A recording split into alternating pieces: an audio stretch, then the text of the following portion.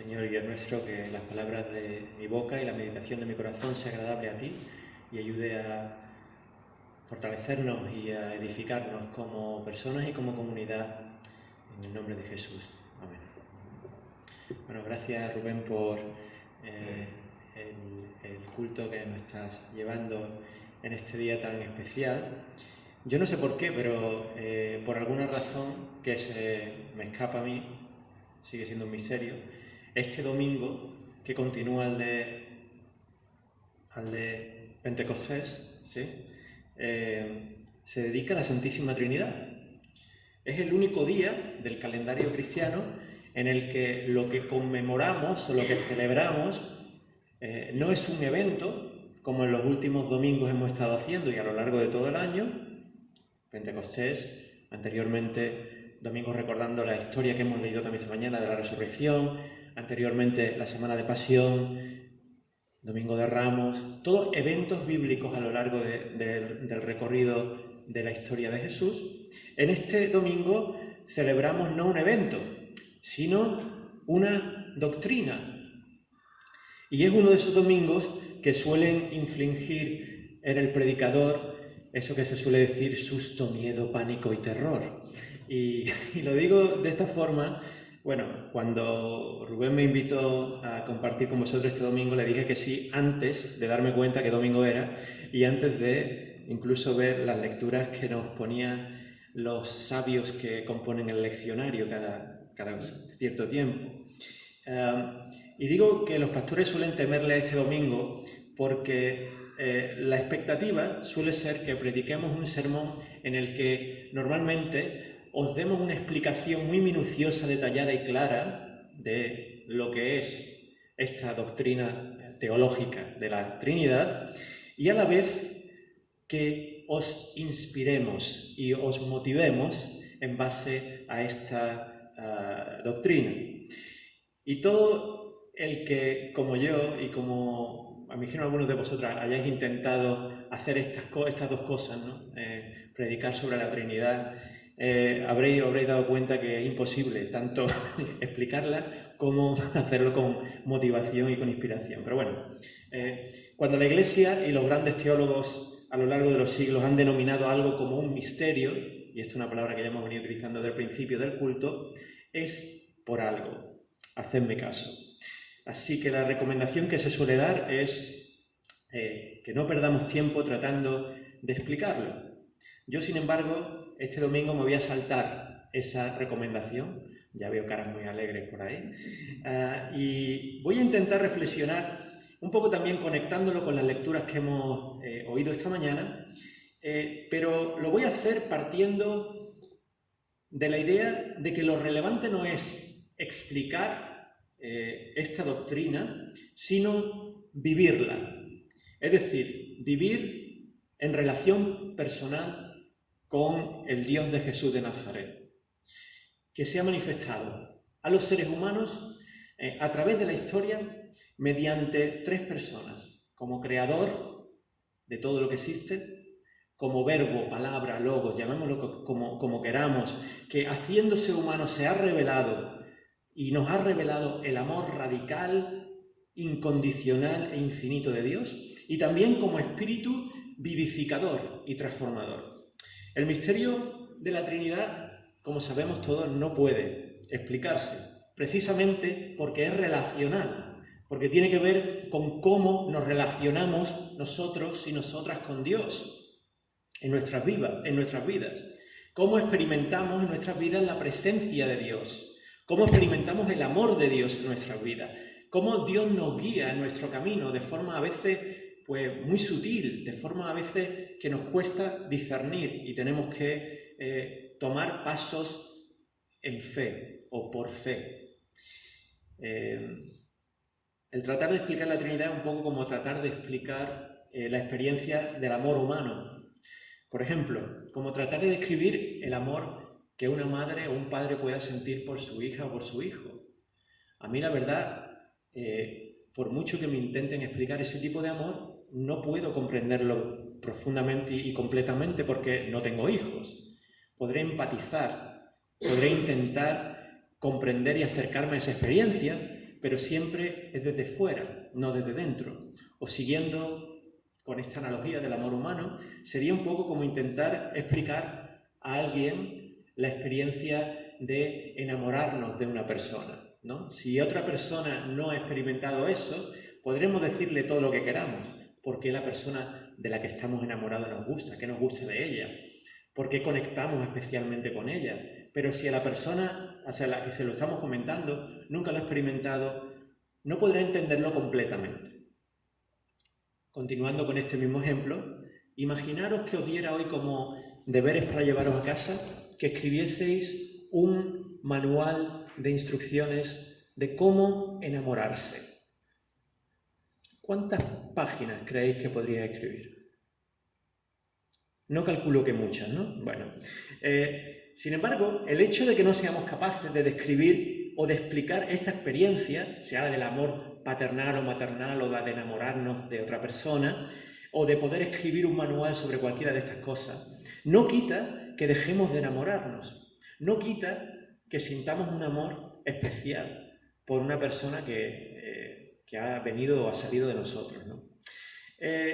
Lo comprendamos o no, lo podamos explicar o no, el amor siempre está ahí. Y lo mismo puede decirse de la Trinidad. Antes de que los teólogos, los grandes teólogos, incluso los menores, personas como Teófilo de Antioquía, que fue el primero que salió con esta palabrita de Trinidad, o Tertuliano ya a finales del siglo II, principios del siglo III, digo, antes que los teólogos desarrollaran la doctrina de la Trinidad, ya existía una experiencia del Dios Trino. Aunque los seguidores de Jesús de Nazaret no utilizaran el término Trinidad para referirse a Dios, ni ese término se usara por las primeras comunidades de cristianos, la experiencia ya estaba ahí, no solo de forma latente, sino de forma real. Los primeros cristianos tenían una experiencia de Dios y una relación con Dios viva, y experimentaban a Dios en sus vidas como el que les había dado la vida, no solo la vida física humana, sino una vida espiritual además, que les había abierto los ojos, como ese Dios que los había reconciliado de nuevo con ellos, como ese Dios que los vivificaba y que los animaba desde dentro. Es decir, como Padre, como Hijo y como Espíritu Santo. A mí, la verdad, no me preocupa mucho en esta mañana si vuestra teología trinitaria, incluso la de los que había estudiado teología, si vuestra teología trinitaria es clara y precisa y, digamos, rigurosamente ortodoxa.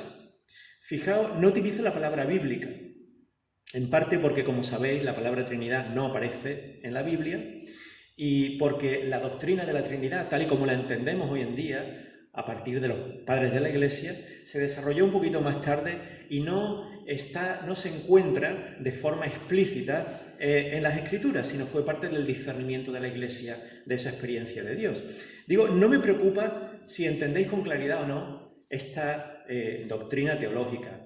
Lo que sí me importa es cómo vosotros, como seguidores del Maestro de Jesús de Nazaret, tenéis o tengáis una relación viva, abierta y franca con Dios. Lo que deseo es que en vuestras vidas encontréis formas de acercaros más y más a Dios, de aprender más y más de Jesús, de vivir más y más en el poder de su Espíritu Santo, sustentados por su amor y por su gracia.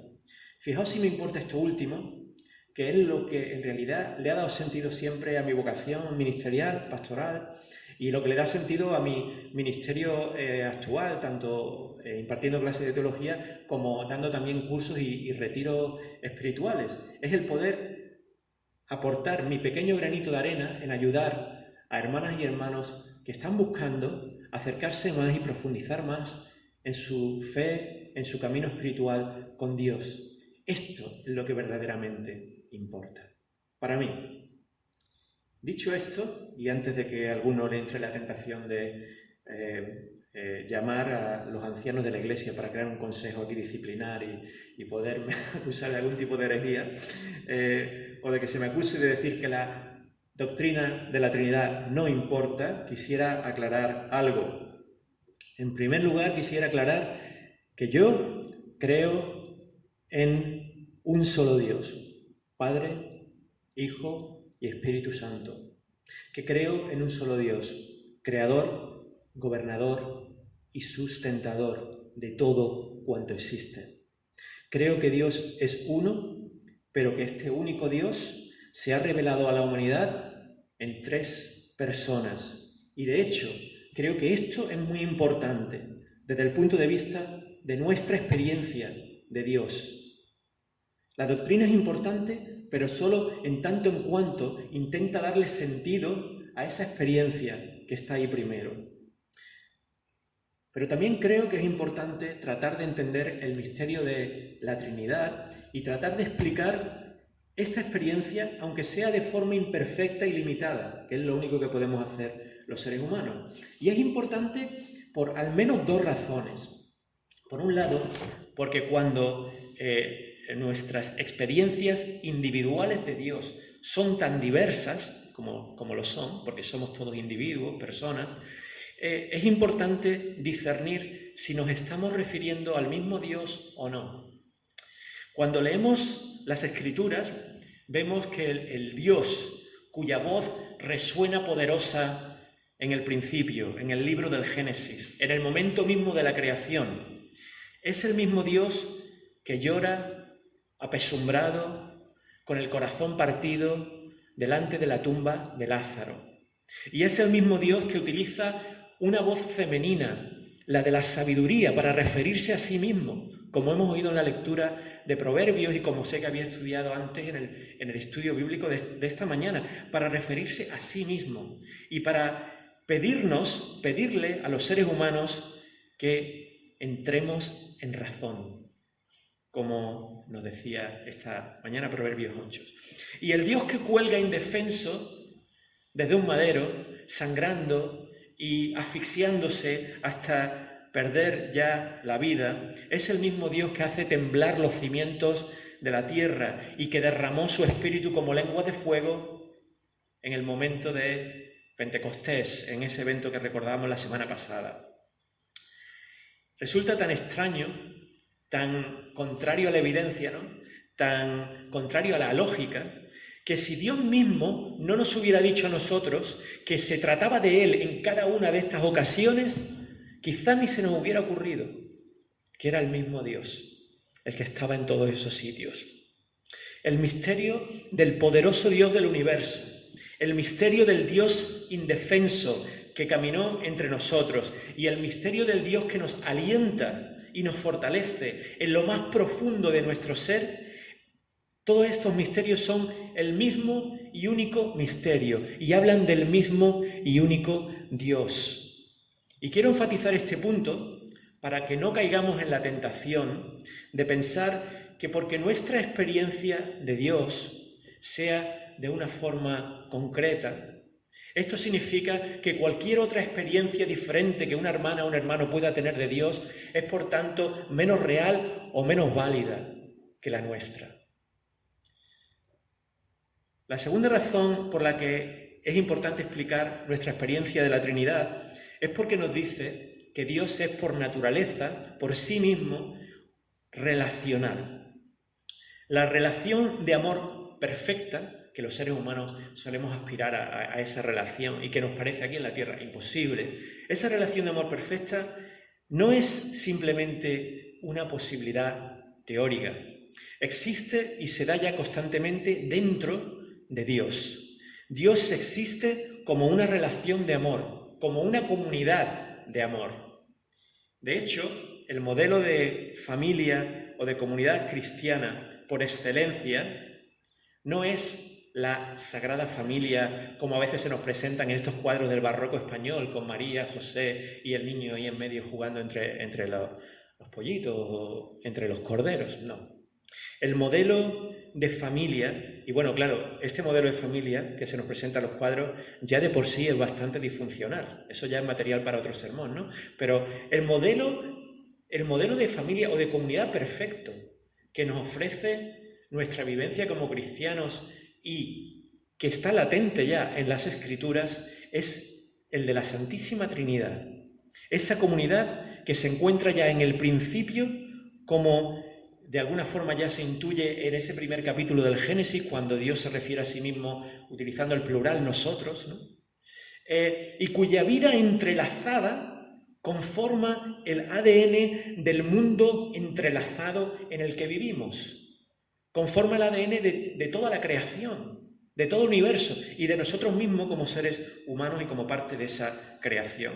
Somos seres que hemos sido creados para comunidad y sí, hemos sido creados para amar.